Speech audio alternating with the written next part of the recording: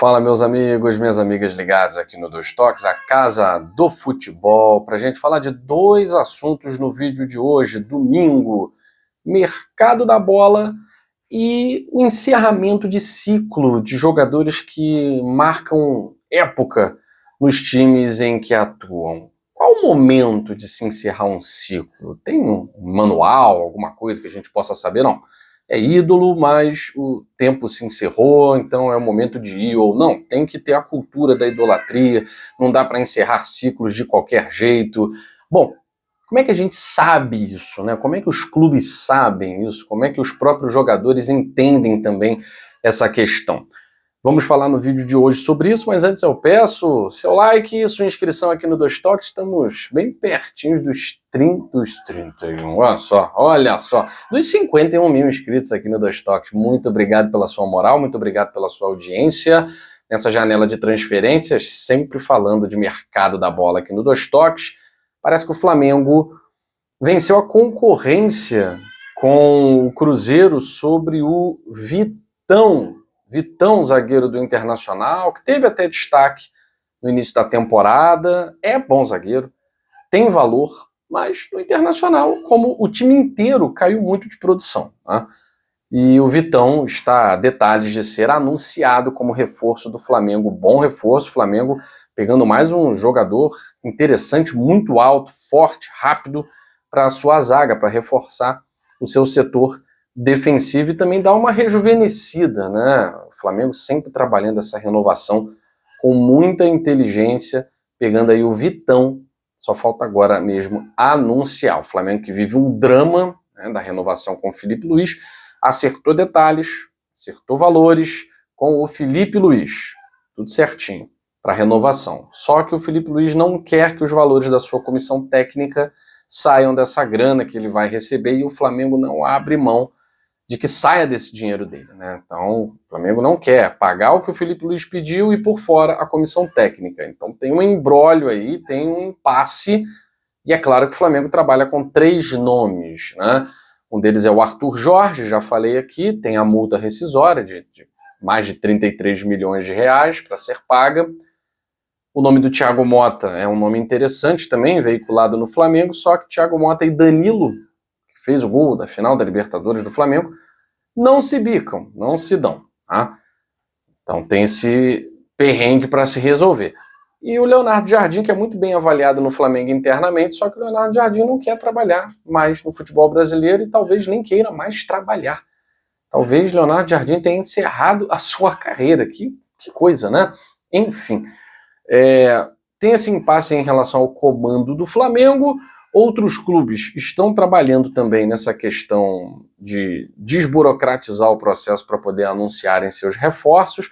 Um deles é o Palmeiras, né? O Palmeiras que está buscando ter um time mais experiente, mais cascudo para 2026, menos apostas, mais realidades, e investiu com 6 milhões de euros no Marlon Freitas do Botafogo, né?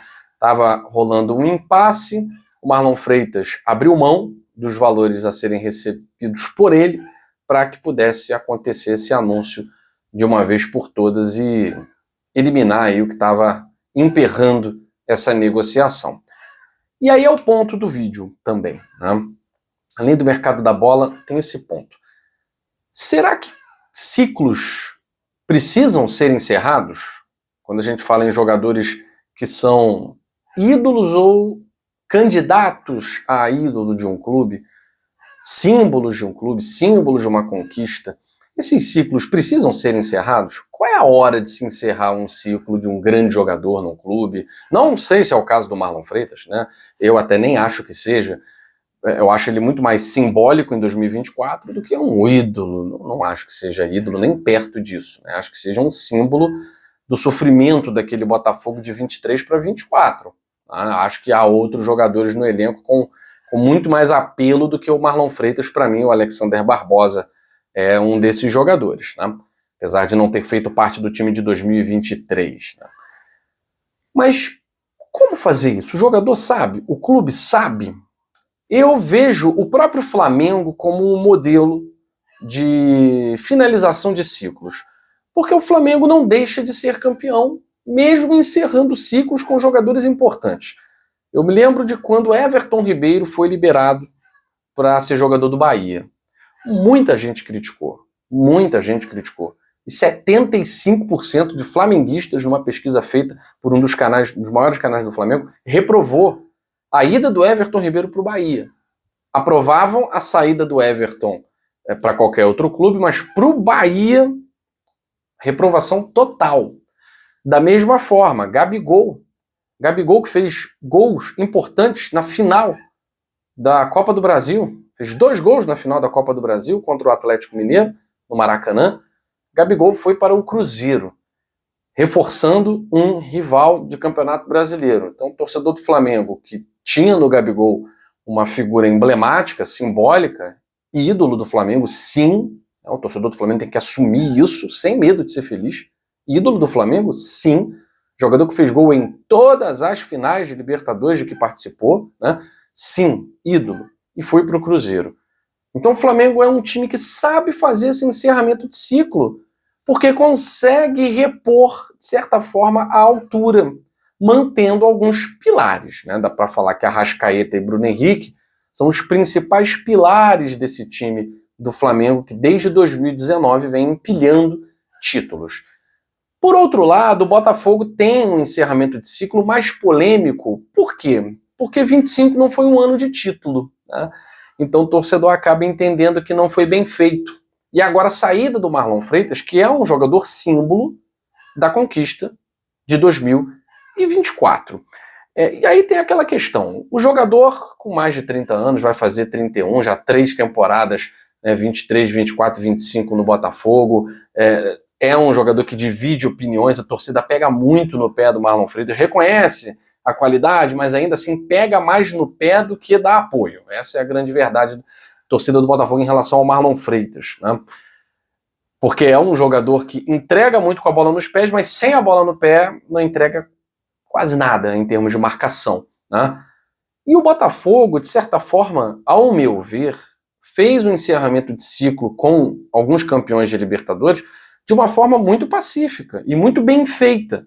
Tiquinho Soares viu-se no Santos que realmente era um jogador que estava enfrentando uma linha de descenso. Tietê, outro jogador que estava também numa linha de descenso.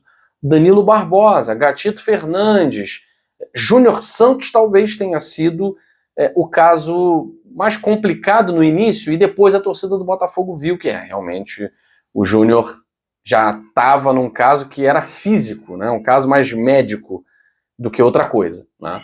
Então havia ali a certeza no Botafogo de que ele não poderia jogar a temporada toda, e o próprio Júnior Santos sabia que poderia entregar mais num outro polo. Não entregou exatamente por conta da questão física, né? E não jogou muito no Atlético Mineiro. Então eu acho que todos os encerramentos de ciclo que o Botafogo fez com alguns jogadores campeões foi perfeito, foi perfeito. Outros ciclos foram encerrados pela questão da grana. Luiz Henrique, Thiago Almada, Igor Jesus. Aí não tem muito para onde correr, né? Você pode até resistir, pode resistir, mas não é o que a SAF vai fazer. Nenhuma SAF vai resistir a ponto de negar 250 milhões num jogador que foi comprado por 100, por 107. Né? Ninguém vai negar esses valores. Agora, a questão de vender jogadores emblemáticos para clubes no Brasil talvez seja o que gere mais repulsa e reprovação. Cito o exemplo do Flamengo. O Flamengo fez isso, o Everton Ribeiro até rendeu no Bahia. Mas, digo a vocês, talvez não rendesse mais no Flamengo. O Everton Ribeiro poderia jogar no Flamengo? O Everton Ribeiro do Bahia poderia ser titular no Flamengo? Com certeza não. O Gabigol poderia ser titular no Flamengo? Durante boa parte da temporada parecia que sim. Mas no final das contas, um Flamengo campeão brasileiro e da Libertadores, viu-se que não. Ainda mais com a temporada que ele fez no Cruzeiro. E aí é a questão no Botafogo. Tiquinho Soares seria titular no ataque do Botafogo? Muitos acham que sim. Muitos acham que sim, mas o Igor Jesus foi o titular até metade da temporada. Muitos acham que sim depois da saída do Igor Jesus, porque antes ninguém sentia a falta. E aí o Botafogo passou por um processo de adaptação de Arthur Cabral, Cris Ramos, até o garoto Kadir passou a ser titular. Realmente uma falta de identidade ali no setor ofensivo, que também teve Mastriani, enfim, não deu certo. Então, talvez a torcida tenha pensado, talvez o Tiquinho, mas será que seria titular? Será que o Tietê seria titular? Não sei. Então, para se pensar também que às vezes alguns processos são encerrados na hora certa. O torcedor só vai perceber isso ao longo da temporada. E agora o do Marlon Freitas. Será que o Marlon Freitas com o Martim Anselmi, com o Danilo sendo a referência de volante que sai para o jogo, Botafogo buscando no mercado um volante marcador, será mesmo que o Marlon Freitas seria titular? Seria tão importante tecnicamente dentro de campo? Não como liderança, que isso sem dúvida, né? Mas dentro de campo, o ano de 2026 vai mostrar. O Botafogo pode fazer uma temporada melhor. O Martim Anselmi está participando da montagem do elenco, né? O Botafogo até informou agora há pouco que não desistiu do Júlio Romão, que é o volante marcador, né, cão de guarda. Desistiu do Pedro Bicalho, desistiu do Mendonça, mas o Júlio Romão ainda há negociação, que é surpreendente porque até a parte da manhã havia dado como encerrado. Agora o Botafogo diz que retoma negociações com o Ferencváros da Hungria para trazer o volante de marcação, o Júlio Romão.